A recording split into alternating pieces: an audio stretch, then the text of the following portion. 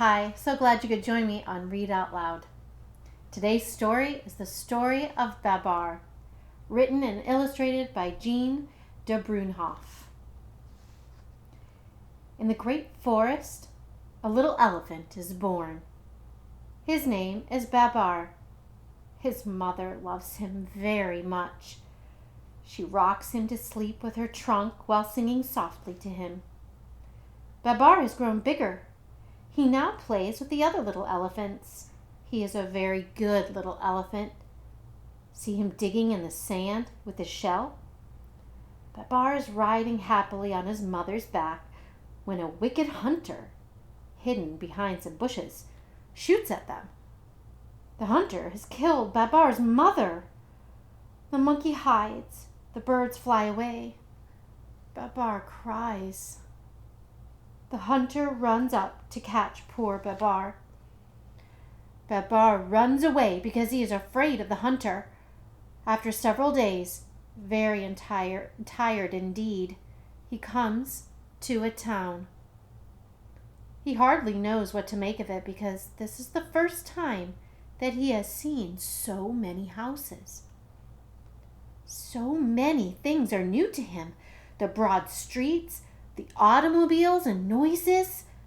However, he is especially interested in two gentlemen he notices on the street. He says to himself, "Really, they are very well dressed.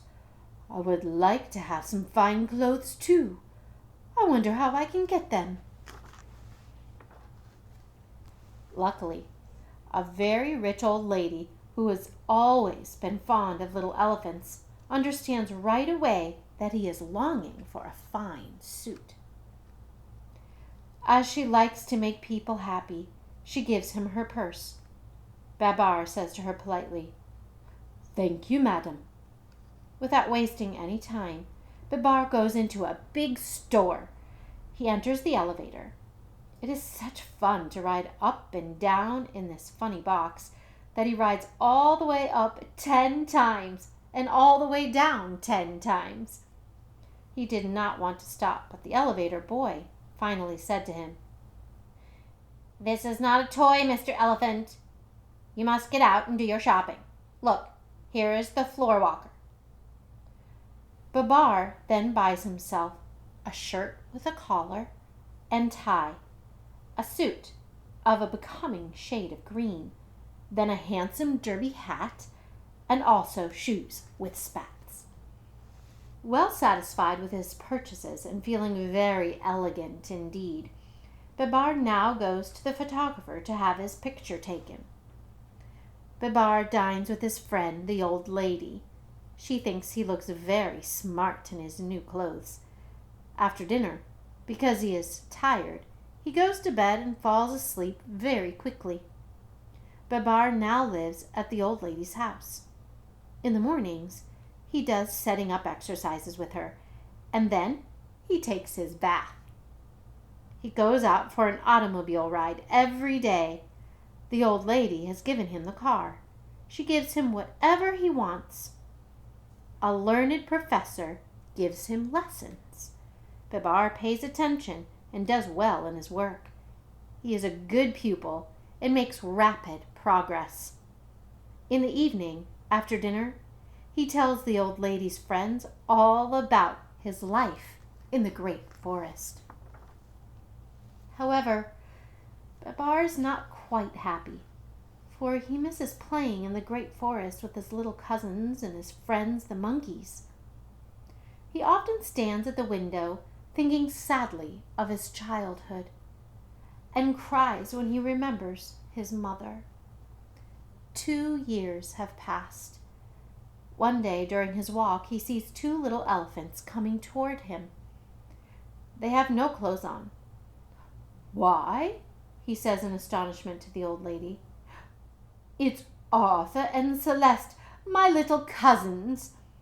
Babar kisses them affectionately and hurries off with them to buy them some fine clothes.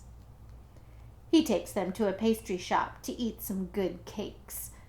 Meanwhile, in the forest, The elephants are calling and hunting high and low for Arthur and Celeste, and their mothers are very worried. Fortunately, in flying over the town, an old marabou bird has seen them and comes back quickly to tell the news. The mothers of Arthur and Celeste have come to the town to fetch them. They are very happy to have them back, but they scold them just the same because they ran away. Babar makes up his mind to go back with Arthur and Celeste and their mothers to see the great forest again. The old lady helps him to pack his trunk. They are all ready to start. Babar kisses the old lady goodbye. He would be quite happy to go if it were not for leaving her. He promises to come back some day. He will never forget her. They have gone. There is no room in the car for the mothers, so they run behind and lift up their trunks to avoid breathing the dust. The old lady is left alone. Sadly, she wonders, "When shall I see my little Babar again?" Alas, that very day, the king of the elephants had eaten a bad mushroom. It poisoned him, and he became ill, so ill that he died. This was a great calamity. After the funeral, the 3 oldest elephants were holding a meeting to choose a new king. Just then they hear a noise. They turn around. Guess what they see?